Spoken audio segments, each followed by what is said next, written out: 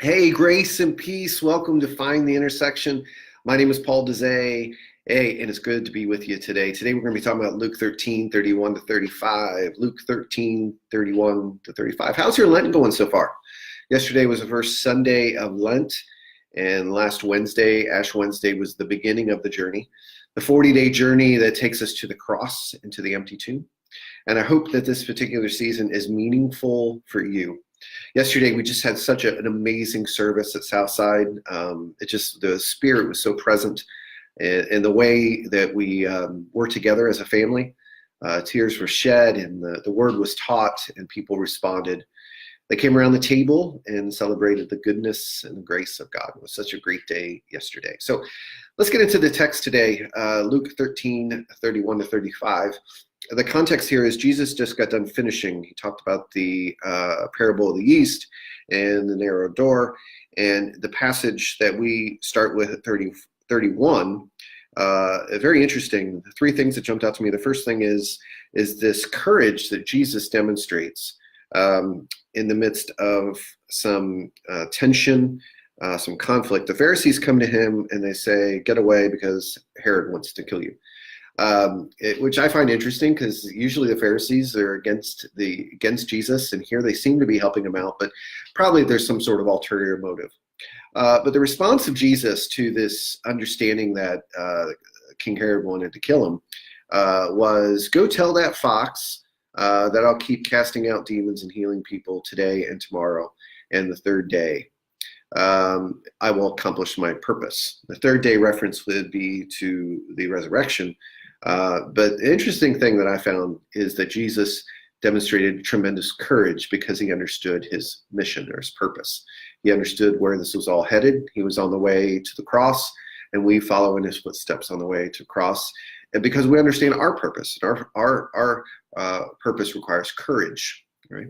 The second thing that stood out to me was that next verse number 33. He says, "Yes, today, tomorrow, and the next day I must proceed on my way," which is an understanding of where he's headed, which is Jerusalem. He mentions it for it wouldn't do for a prophet of God to be killed except in Jerusalem. So he understands he's on his way to his death. He's on his way. And I think that for me, I felt like that "on my way" phrasing was incredibly important. And the question that comes out of it is, am I on my way to fulfill my purpose? Do I have clear direction? The metaphor that we're using in our sermon series at Southside is the idea that Lent often shows us that we're going in the wrong direction. And so we need to repent and turn back. So this particular phrasing, "on my way," really challenges us to say, are we on our way of following Jesus to the cross, or are we going on our own way somewhere else, going a different direction? And if so, we need to repent and turn back around and go the direction that God has for us. The final thing that I saw today was this compassion of Christ. He says, "O Jerusalem, the city that kills prophets and stones God's messengers. How often I wanted to gather your children together as a hen protects its chicks underneath her wings, but you wouldn't let me." And so he has compassion on his people. He loves his people, even though they're not returning that love. God gives us free will to love freely, and they're not returning the love. And then he gives a warning. "And now look, your house is abandoned," which would refer to the temple, which would refer to Jerusalem itself. And never will you never see me again until you say, blessings on the one who comes in the name of the Lord. So in AD 70, the temple was destroyed by the Romans. And so Jesus kind of gives a warning that this is going to take place. And so there's a fulfillment in AD 70. He quotes there at the end, blessings on the one who comes in the name of the Lord. That's Psalm 118. Psalm 118 would have been one of the psalms that were sung when people were on pilgrimage to Jerusalem. And so there's kind of a reference to his second coming there. So if I had to repeat the three themes, I saw courage in the life of Jesus towards his mission.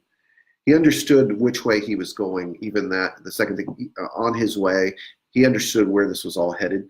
And the third thing was compassion. So courage, he understood his purpose and direction in life, and compassion. So my application for today is understanding my purpose is going to require both courage and compassion.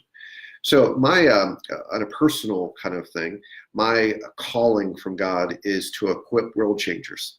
And that's the reason I'm kind of looking at this church trainer identity, because the church trainer is this equipping world changers.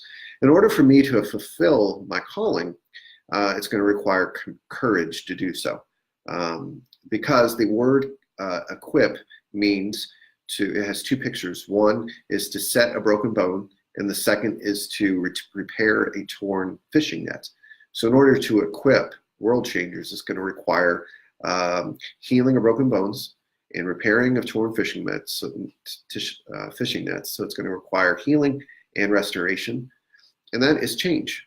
And so for me to be able to do what God is calling to me to do, I'm going to need courage, because you know how people are when it comes to change. Nobody likes change, right? So I need courage, but I also need compassion, because the people that God has called me to equip are broken and they're hurt. And so I need compassion. I need to see them the way that God sees them. And I need compassion. So courage and compassion, mission, direction are the ideas for today. What did you get from this passage? Would you share in the comments below, and let's learn from each other. And I'll be back tomorrow as we talk about Philippians chapter 3 in the beginning of chapter 4. I hope you're enjoying your Lenten journey, and I will see you tomorrow. Grace and peace to you.